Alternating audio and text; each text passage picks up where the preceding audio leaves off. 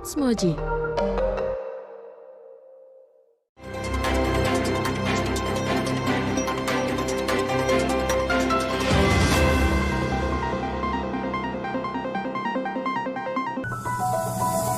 Halo, selamat sore Moji Buddy.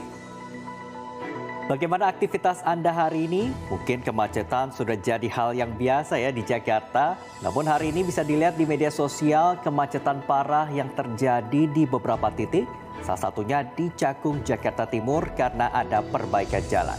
Nah, apakah Anda melewati jalan tersebut?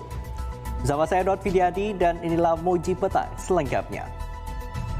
Kita ke informasi pertama, mantan Kapolda Sumatera Barat Irjen Teddy Minahasa dijatuhi vonis penjara seumur hidup oleh majelis hakim. Vonis hakim tersebut lebih ringan dibandingkan tuntutan jaksa penuntut umum. Di Tulang Bawang, Lampung ada seorang pria yang ditangkap polisi usai membeli narkoba jenis sabu-sabu. Sementara itu di Sumatera Utara, aksi kejar-kejaran warnai penggerbekan kampung narkoba di Jalan Turi, Gang Impian, kawasan Tanjung Mulia, Medan Deli.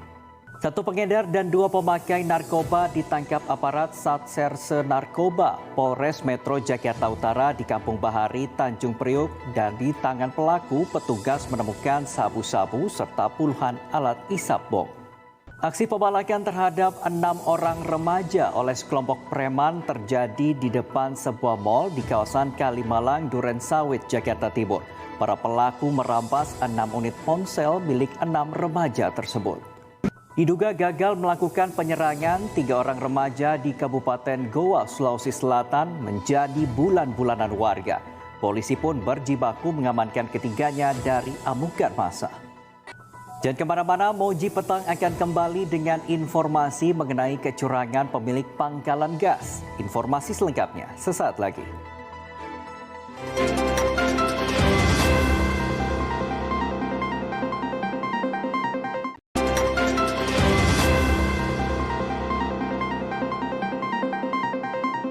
Kembali lagi di Moji Petang bersama saya, Edward Vidyadi.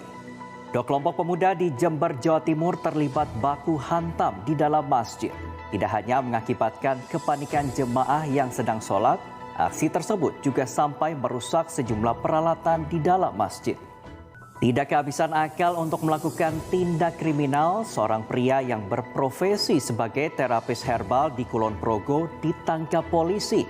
Tersangka memeras uang belasan juta rupiah hingga mengancam hendak menyebarkan video persetubuhannya dengan korban ke suaminya. Tindak dugaan curang dilakukan pemilik pangkalan gas di Subang, Jawa Barat. Demi mendapatkan untung yang besar, pelaku mengoplos dari tabung gas 3 kg bersubsidi ke tabung gas non-subsidi. Kebakaran melanda IGD RSUD Bepura, Kota Jayapura, Papua. Upaya penyelamatan pasien dan peralatan medis berlangsung menegangkan dan 2 pasien kritis pun meninggal dunia. Banjir luapan Sungai Citarum di Dayakolot, Kabupaten Bandung, Jawa Barat memakan korban jiwa. Seorang pemuda tewas di lokasi banjir setelah tersengat aliran listrik. Korban sempat terpental yang awalnya justru hendak menolong rekannya yang terlebih dahulu tersengat listrik.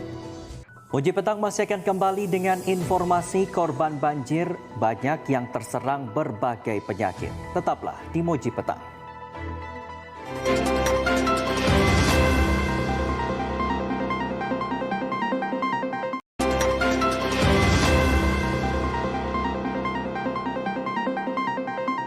Terima kasih Anda masih bersama kami dalam Moji Petang. Banjir yang melanda Kabupaten Aceh Barat Aceh terus meluas hingga menyebabkan ratusan orang mengungsi. Para korban banjir yang berada di lokasi pengungsian dalam 3 hari terakhir ini pun kini sudah mulai terserang sejumlah penyakit. Sementara di Jawa Barat, longsor yang menyapu puluhan hektar kebun dan sawah memaksa 300-an jiwa warga Buana Jaya, Tanjung Sari, Kabupaten Bogor untuk mengungsi ke tempat yang lebih aman. Bahkan tangis sebuah keluarga pecah lantaran pesta pernikahan harus pindah tempat agar terhindar dari longsor susulan. Hujan deras yang turun di Kabupaten Cilacap, Jawa Tengah dalam beberapa hari terakhir diduga menjadi penyebab terjadinya bencana tanah gerak dan tanah longsor. Dan akibat bencana tersebut sejumlah rumah warga rusak. Informasi lainnya, angin kencang membuat bangunan kanopi aula serbaguna di kantor Inspektorat Kota Gorontalo menjadi roboh. Sementara di Tasikmalaya, Jawa Barat, gedung perpustakaan dan rumah dinas sekolah dasar juga ambruk akibat diguyur hujan deras. Setelah ini kami akan hadirkan informasi seputar KTT ke-42 ASEAN. Informasinya sesaat lagi.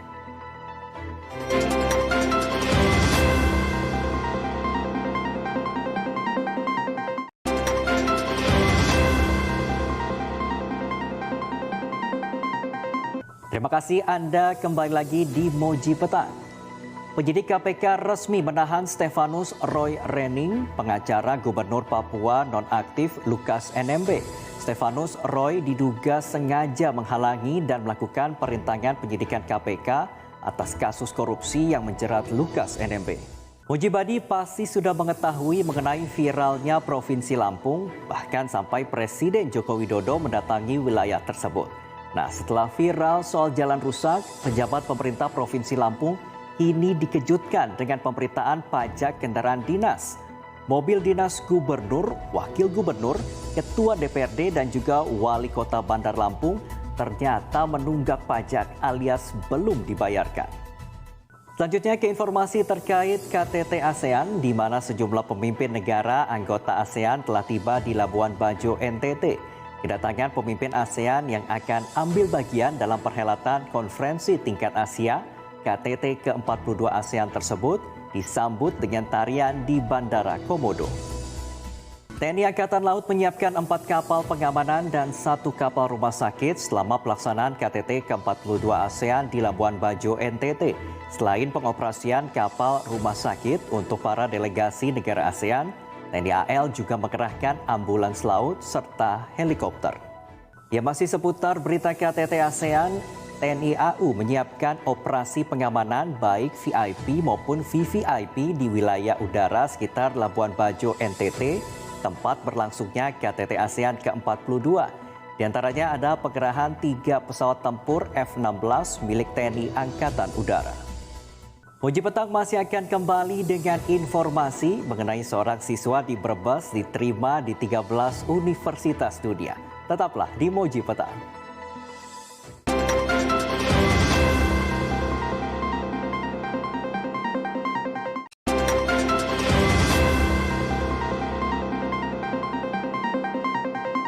Terima kasih Anda masih bersama saya Edward Fidyadi dalam Moji Petang.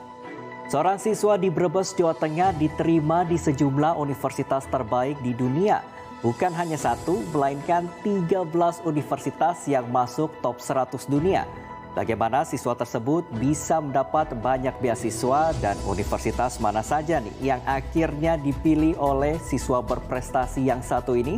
Berikut selengkapnya.